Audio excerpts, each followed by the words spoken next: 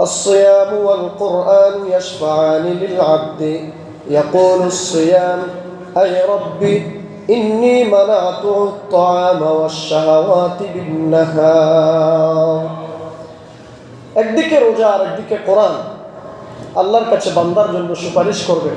রোজা বলবে আই রব ইন্নী মানাতুহু আত-তাআমা ওয়াশ-শাহাওয়াতি বিন-নাহার, হে পরওয়ারদিগার ও রব, আমি তাকে দিনের বেলায় পানাহার এবং শাহাওয়াত তথা প্রবৃত্তি থেকে আমি তাকে বাধা দিয়েছি। ফাশাফি'নি ফীহ, সুতরাং তার ব্যাপারে আমার সুপারিশ কে বলবে? রোজা। তার ব্যাপারে আমার সুপারিশ কবুল করুন। সুবহানাল্লাহ। ওয়া ইয়াকুলুল কুরআন মানা'তুহুন নাওমা বিল-লাইল ফাশাফি'নি ফীহি ফায়াশফা'আন। আর একদিক দিয়ে কোরআন বলবে ও রব, আমি রাতের বেলায় আমার এই বান্দাকে, আপনার এই বান্দাকে ঘুম থেকে আমি তাকে জাগ্রত রেখেছিলাম শুধুমাত্র কোরআনের কারণে, আমার কারণে। তারাবির সালাতে দীর্ঘক্ষণ দাঁড়িয়ে দাঁড়িয়ে কোরআন তিলাওয়াত শুনেছে, আবার তাহাজ্জুদের নামাজেও দীর্ঘক্ষণ দাঁড়িয়ে দাঁড়িয়ে কোরআন তিলাওয়াত করেছে। সুতরাং মানাতুহুন নাওমা বিল-লাইলি, আমি তাকে রাতের বেলায় নিদ্রা হতে বাধা দিয়েছি। ফাশাফি'নি ফি, সুতরাং আমি তার জন্য যে সুপারিশ করছি, আমার সুপারিশ আপনি কবুল করুন। সুবহানাল্লাহ। ফায়াশফা'আনি, উভয়ের সুপারিশ কবুল করা হবে। সুবহানাল্লাহ। উভয় মানে রোজা, কোরআন, দুইজনেই বান্দার জন্য সুপারিশ করবে, আর দুইজনের সুপারিশ আল্লাহ তাআলা কবুল করবেন। সুবহানাল্লাহ। তিরমিজি এবং ইবনে মাজাহ আসছে, আল্লাহ নবী ইরশাদ করেছেন, আবু হুরায়রা রাদিয়াল্লাহু আনহু বর্ণনা, ইযা কানা আউয়ালু লাইলাতিন মিন শাহরি রমাদান সুফিদাতিশ শায়াতিন ওয়া মারাদাতুল জিন্নি ওয়া গুলিকাত আবওয়াবুন নার ফালাম ইফতাহ মিনহা বাবুন ওয়া ফুতিহাত আবওয়াবুল জান্নাতি ফালাম ইউগলাক মিনহা বাবুন ওয়া ইউনাদি মুনাদিন ইয়া বাগিয়াল খায়রি আকাবিল ويا باغي الشر أقصر ولله عتقاء من النار وذلك كل ليلة। নবী করিম সাল্লাল্লাহু আলাইহি ওয়াসাল্লাম বলেছেন, ওই আগের হাদিসের কিছুটা অংশ আসছে, শয়তান এবং দুষ্ট জিনদেরকে রমজান মাসের প্রথম রজনীতে আল্লাহ তাআলা তাদেরকে শৃঙ্খলাবদ্ধ করেন। এরপর وغلقت أبواب النار فلم يفتح منها باب, জাহান্নামের দরজাগুলো বন্ধ করা হয়, আর ফালাম ইফতাহ মিনহা বাবুন, একটি দরজাও খোলা হয় না, অর্থাৎ জাহান্নামের 7টি দরজা সবগুলো বন্ধ করে রাখা হয়। ওয়া ফুতিহাত আবওয়াবুল জান্নাহ, আর খুলে দেয়া হয় জান্নাতের দরজাগুলো। ফালাম ইউগলাক মিনহা বাব, জান্নাতের একটি দরজাও বন্ধ করা হয় না। আর ওয়া ইউনাদি মুনাদিন ইয়া বাগিয়াল খায়রি আকাবিল ওয়া ইয়া বাগিয়াশ শাররি আকসির, এই রমজান মাসে একজন ঘোষণাকারী ঘোষণা দিতে থাকেন, হে কল্যাণ অন্বেষণকারী, তালাশকারী, আকাবিল, অগ্রসর হও, ওয়া ইয়া বাগিয়াশ শাররি, হে পাপাসক্ত, আকসির, বিরত হও, ওয়ালিল্লাহি উতাকাউ মিনান নারি ওয়া যালিকা কুল্লা লাইলা, আর বহু লোককে আল্লাহ তাআলা পক্ষ থেকে এই মাসে জাহান্নাম থেকে মুক্ত করে দেয়া হয়, এবং এই ঘোষণাটা প্রত্যেক রাতেই এরকম দিতে থাকে। সুবহানাল্লাহ। ইবনে আব্বাসের বর্ণনায় বাইহাকিতে আসছে, কানা রাসূলুল্লাহ সাল্লাল্লাহু আলাইহি ওয়াসাল্লাম ইযা দাখালা শাহরু রমাদান আতলাকা কুল্লা আসীরিন ওয়া আতা কুল্লা সাইল, যখন রমজান মাস উপস্থিত হতো রাসূল করিম সাল্লাল্লাহু আলাইহি ওয়াসাল্লাম সমস্ত বন্দীদেরকে, কয়েদীদেরকে মুক্তি দিতেন। সুবহানাল্লাহ। বন্দী যারা, কয়েদি যারা, জেলখানায় যারা থাকতো, নবী সাল্লাল্লাহু আলাইহি ওয়াসাল্লাম রমজান মাস আসলে তাদেরকে কি দিতেন? মুক্তি দিয়ে দিতেন। ওয়াআতা কুল্লা সাইল, আর প্রত্যেক প্রার্থনাকারীকে তিনি দান করতেন। যারা আল্লাহ নবীর কাছে চাইতো তাদেরকে তিনি সাথে সাথে কিছু দিয়ে দিতেন। প্রার্থনাকারী যারা ছিল, অর্থাৎ সাইল যারা, ফকির মিসকিন এক কথায় যারা, তাদেরকে দান করতেন, সদাকা করতেন বেশি বেশি। তাহলে এটা এমন একটা মাস, যে মাস আসলে আল্লাহর নবী কয়েদীদেরকে পর্যন্ত মুক্তি দিয়ে দিতেন ইবাদতের জন্য। সুবহানাল্লাহ। রোজার ফজিলত, তারাবির ফজিলত, কিয়ামুল লাইলের ফজিলত, এগুলো পাওয়ার জন্য কয়েদি যারা, তাদেরকেও কি করে দিতেন? করে দিতেন। সম্মানিত হাজিরিন, কিন্তু দুঃখের বিষয় হচ্ছে আমরা রোজাও রাখি, আবার মিথ্যাও পরিহার করি না। বিশেষত ব্যবসায়ী ভাইদেরকে এটা খুব বেশি মাথায় রাখতে হবে।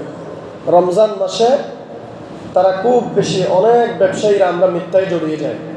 যে কোনো পণ্যের দাম সাথে সাথে বলে ফেলি যে এটা রোজা রাখছে ঠিকই, কিন্তু আবার বলে যে এটা আপনি যা চেয়েছেন এটার কিনা দামও নাই, কিনা দামও নেই। এই যে মিথ্যা কথা আপনি বলে ফেললেন, তো এটার মাধ্যমে কি হবে? মান লাম ইয়াদা কাওলাজ জুরি ওয়াল আমালা বিহি ফালাইসা লিল্লাহি হাজাতুন বিআন্না ইয়াদা তাআমাহু ওয়া শারাবাহু। সহিহ বুখারীর বর্ণনা, কেউ যদি রোজা রেখেও মিথ্যা কথা বলে এবং অন্যায় কাজ থেকে বিরত না হয়, নবী সাল্লাল্লাহু আলাইহি ওয়াসাল্লাম বলেছেন, ফালাইসা লিল্লাহি হাজাতুন বিআন্না ইয়াদা তাআমাহু ওয়া শারাবাহু, তবে তার শুধু পানাহার ত্যাগ করা আল্লাহর কোনো প্রয়োজন নেই। অর্থাৎ সে উপবাস থেকেছে, রোজা রাখতে পারে না, না খেয়ে থেকেছে, ফজর সোহবে সাদিক থেকে একেবারে সূর্যাস্ত পর্যন্ত, এই সময়টাতে সে শাহাওয়াত থেকেও বিরত থেকেছে, প্রবৃত্তি থেকে বিরত থেকেছে, এটা ঠিক, কিন্তু এই বিরত থাকাটা আল্লাহর কাছে তার কোনো প্রয়োজন নাই। নবী সাল্লাল্লাহু আলাইহি ওয়াসাল্লাম হুঁশিয়ারি, তাহলে মিথ্যা কথা বলা যাবে না, অশ্লীল পাপাচারে লিপ্ত হওয়া যাবে না। এজন্য আল্লাহ নবীর প্রিয় সাহাবী আবু উবাইদা রাদিয়াল্লাহু আনহু রমাদানের গুরুত্ব সম্পর্কে আরেকটা হাদিসে বর্ণনা করছেন, আস-সিয়ামু জুন্নাহ, রোজা মানুষের জন্য ঢাল স্বরূপ, মান লাম ইয়াখরিকহা, যতক্ষণ পর্যন্ত তা ফেটে না ফেলা হয়। অর্থাৎ ঢালটা যদি ফেটে যায়, ঢাল ফেটে গেলে নিজেকে তখন আর তরকা করতে পারে না। ঠিক একই রকম রোজা রাখার পরে মিথ্যা কথা বললে, রোজা রাখার পরে চুরি করলে, রোজা রাখার পরে অন্যায় কাজে যদি জড়িত হয়, তাহলে তার ওই ঢালটা ফেটে যায়। ঢালটা কি ফেটে যায়, তখন তাকে দুনিয়ার সমস্ত অন্যায় ঘ্রাস করে। তাইলে সে না খেয়ে থাকাটা আল্লাহর কাছে তখন আর কোনো প্রয়োজন নেই। তার মানে কি, সে চাইলে দুপুরের সময় আগের মতো ভাত খেতে পারবে, মানে এই আগের মতো দুপুরের সময় পেট বড় ভাত খেতে পারবে। এটার উদ্দেশ্য কি? তার মানে তার রোজা হবে না।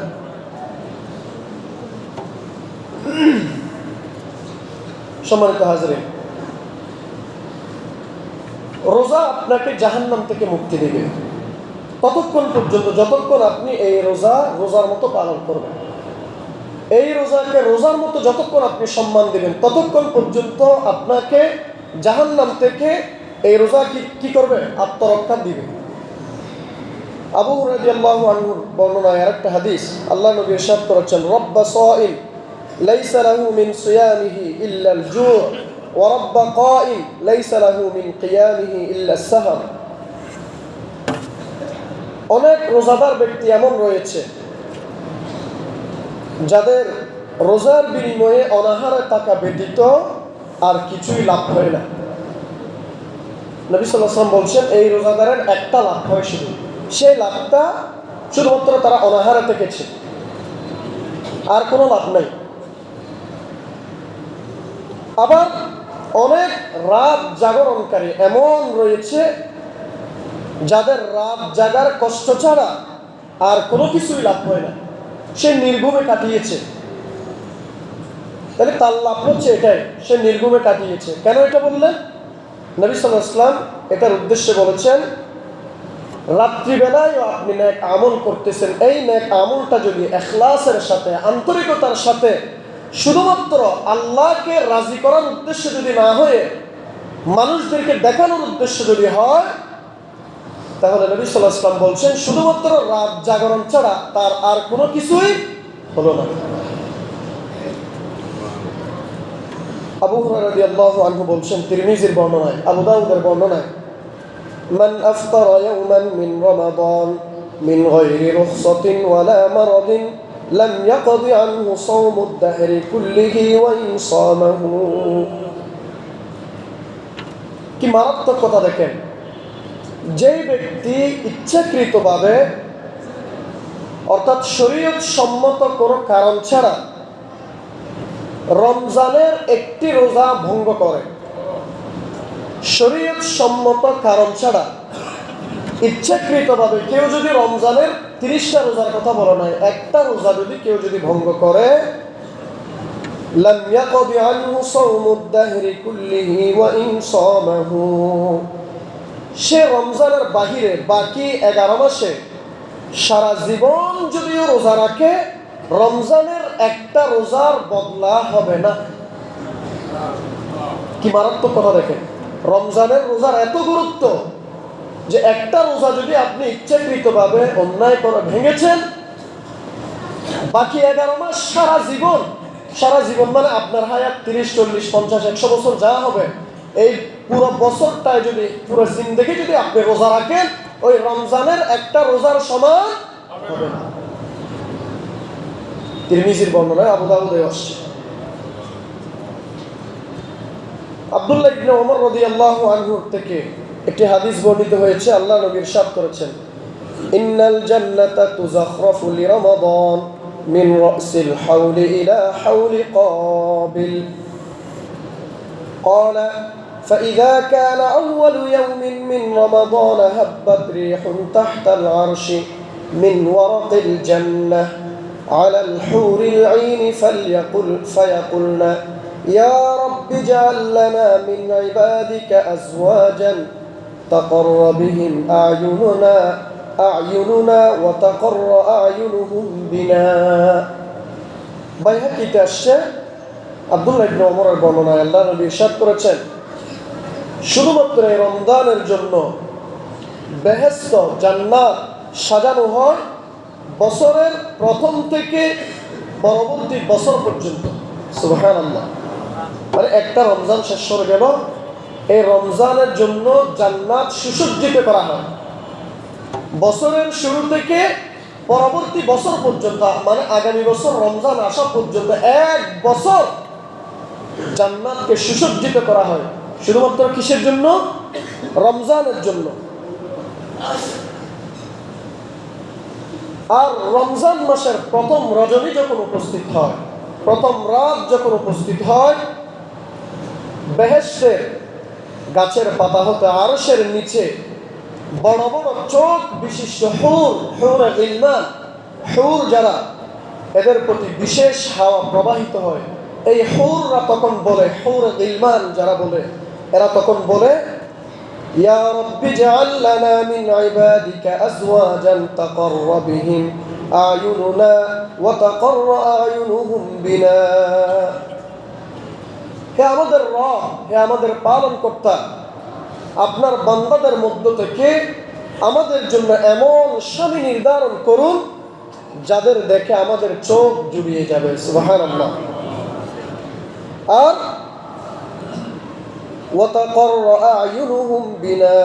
আর আমাদের দেখেও তাদের চোখ জুড়িয়ে যাবে এমন স্বামী আমাদের জন্য নির্ধারণ করে দিন। কারা বলছে? জান্নাতের হুর যারা, তারা আল্লাহর কাছে দোয়া করবে এই রোজাদারদের জন্য, রোজাদারদেরকে পাওয়ার জন্য। রোজাদার যারা, তাদেরকে পাওয়ার জন্য জান্নাতের হুররা আল্লাহর কাছে ফরিয়াদ করবে। তাহলে জান্নাতের হুর এরা হচ্ছে পবিত্রা, যাদের আগের পরের কোনো অপবিত্রতা নেই। এই হুররা পর্যন্ত রোজাদারদেরকে পাওয়ার জন্য আল্লাহর কাছে কি করবে? ফরিয়াদ করবে। সম্মানিত হাজরিন, রমজান মাস, এই মাসে কোরআন নাজিল হয়েছে, তাই রমজানের ফজিলত কি আরো বেড়ে গিয়েছে। সালমান ফারসি রাদিয়াল্লাহু আনহু বর্ণনা, তিনি বলেন রাসূল করিম সাল্লাল্লাহু আলাইহি ওয়াসাল্লাম শাবান মাসের শেষ তারিখ একটা বক্তব্য প্রদান করেন। মানে শাবান মাসের শেষ তারিখ, এর পরের দিন রোজা, রোজাকে সামনে নিয়ে একটা বক্তব্য প্রদান করলেন। কি বক্তব্য? আল্লাহ নবী বলছেন, ইয়া আইয়ুহান নাস قد أظلكم شهر عظيم مبارك شهر فيه ليلة خير من ألف شهر جعل الله تعالى صيامه فريضة وقيام ليلة تطوعا من تقرب به بخصلة من الخير كان كمن أدى فريضة فيما سواه ومن أدى فريضة فيه كان كمن أدى 70 فريضة فيما سواه وهو شهر الصبر والصبر ثوابه الجنة وشهر المواساة وشهر يزداد فيه رزق المؤمن من فطر فيه صائما كان له مغفرة لذنوبه وعتق رقبته من النار وكان له مثل أجره من غير أن ينقص من أجره شيء। ঠিক ওই বাহিকিতে আসছে, আল্লাহ নবী বলছেন, হে মানব সম্প্রদায়, তোমাদের প্রতি ছায়া বিস্তার করেছে এমন একটা মাস, যেই মাস মুবারক, মুবারাকুন শাহরুন, যেই মাসটা বরকতময় মাস, মুবারক মাস। এটি এমন একটি মাস যেই মাসে একটি রাত রয়েছে যা 1000 মাস অপেক্ষা উত্তম। আল্লাহ তাআলা এই মাসের রোজাগুলোকে করেছেন তোমাদের উপর ফরজ, আর রাতে তোমাদের জন্য নামাজ পড়াকে করেছেন নফল। কিয়ামুল লাইলের ব্যাপার আল্লাহ নবী বলছেন, এটা তোমাদের জন্য নফল।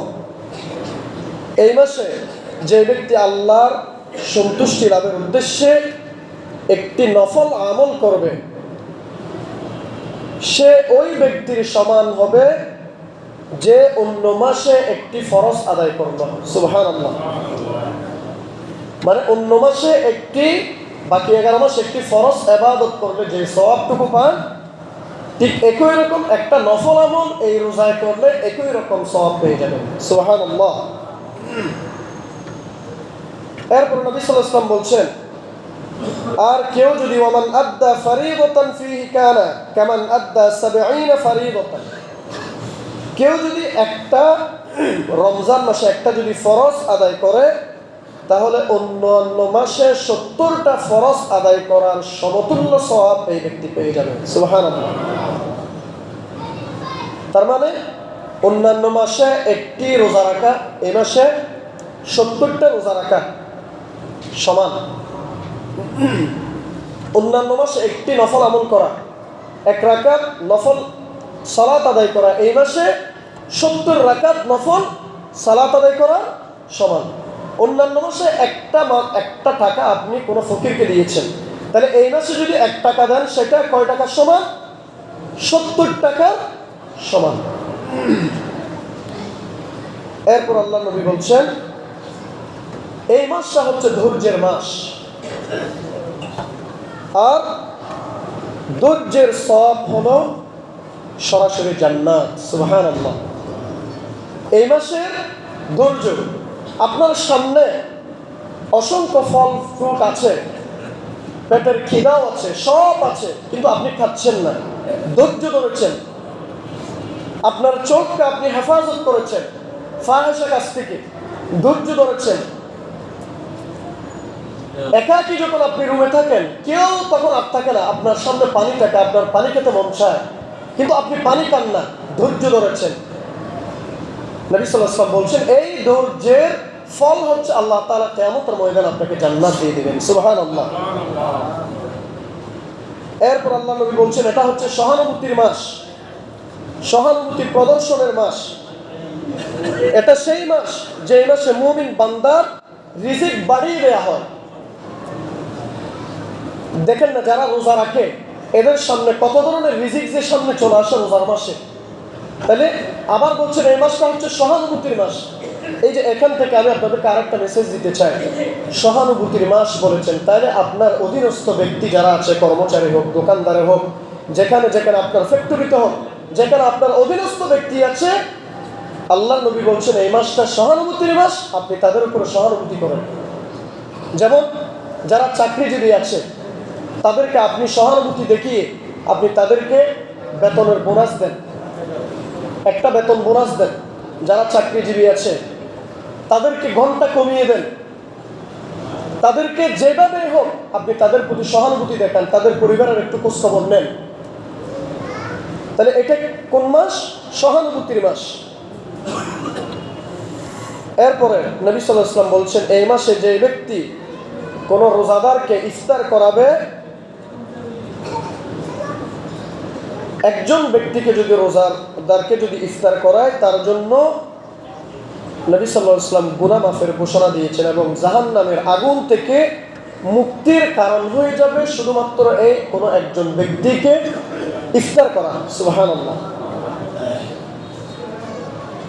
এছাড়াও ওই রোজাদার ব্যক্তি যে সওয়াব পেয়েছে, ইফতার করানোর ব্যক্তিও একই রকম সওয়াব পেয়ে যাবে। আল্লাহ নবী বলছেন মান ফাত্তারা সায়িমান, আবু দাউদের বর্ণনায়, মান ফাত্তারা সায়িমান, যেই ব্যক্তি কোন রোজাদার ব্যক্তিকে ইফতার করালো, কানা লাহু মিসলু আজরিহি, ওই রোজাদার ব্যক্তি না খেয়ে সুবহ সাদিক থেকে একেবারে সূর্যাস্ত পর্যন্ত না খেয়ে শাহওয়াত থেকে বেঁচে যেই সওয়াব পেয়েছে রোজাদার ব্যক্তি, যে আমল করে সওয়াব পেয়েছে, ঠিক একই রকম শুধুমাত্র ইফতার করানোর কারণে রোজাদারের সমান সওয়াব পেয়ে যাবে। সুবহানাল্লাহ।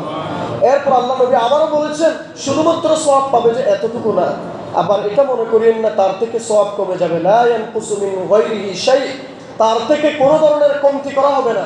রোজাদার ব্যক্তি যেই সওয়াব পেয়েছে একই রকম সওয়াব ওই ব্যক্তি পেয়ে যাবে যেই ব্যক্তি ইফতার করিয়েছে। সুবহানাল্লাহ।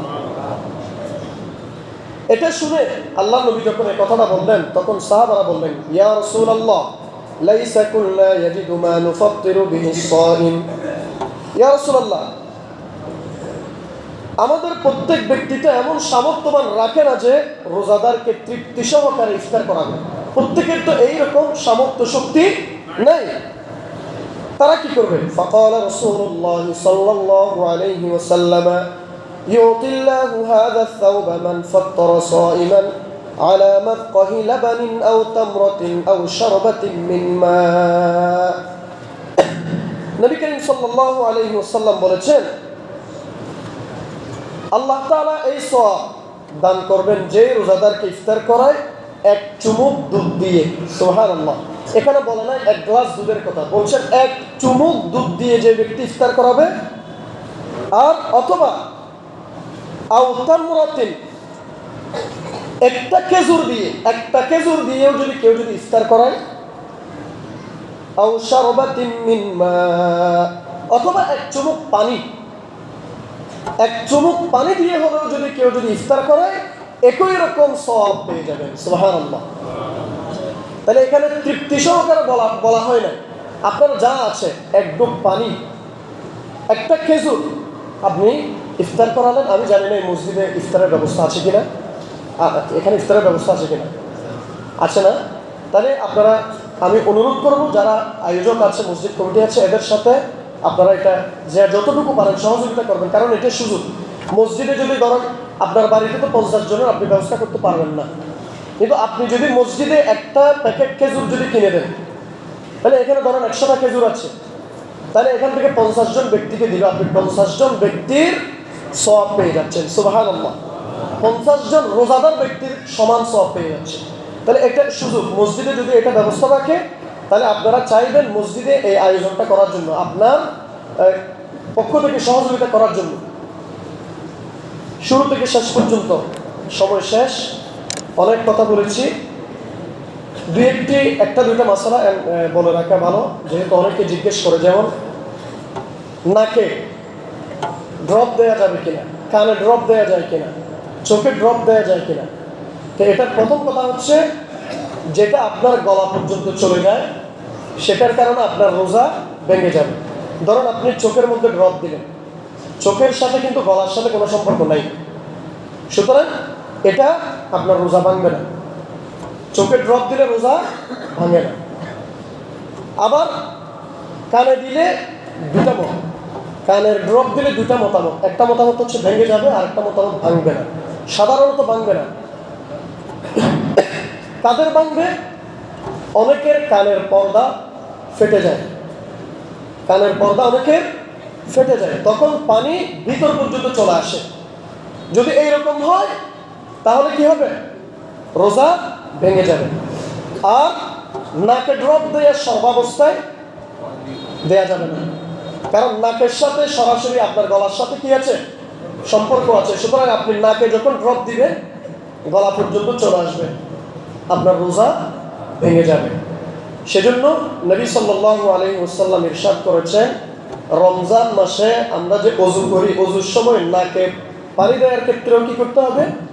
সতর্কতা অবলম্বন করতে হবে। আপনি অন্যান্য মাসের মতো নাক ভালো করে নাকের ভিতরে নাক ঝাপটি দিয়ে পানি দেওয়া যাবে না। এটা এই জন্য ইসলাম কত সহজ দেখেন। এই জন্য নাকে পানি দেওয়াটা সুন্নাত, ফরজ নয়। ওযুর কয়টা ফরজ? 4টা ফরজ, সেখানে নাকে পানি দেওয়া তো নাই। সুতরাং ইসলাম যে কত সুন্দর দেখেন, যে একটা বিধান দিয়েছে, আবার কন্ট্রাডিকশন যেন না হয় সেটাও বিজ্ঞানসম্মত। অর্থাৎ এখানে যদি আপনি এখন পানি দেন রোজা ভেঙে যাবে। সুতরাং রমজান মাসে আপনি ওযু করার সময় কি থাকবেন? সতর্কতা অবলম্বন করবেন।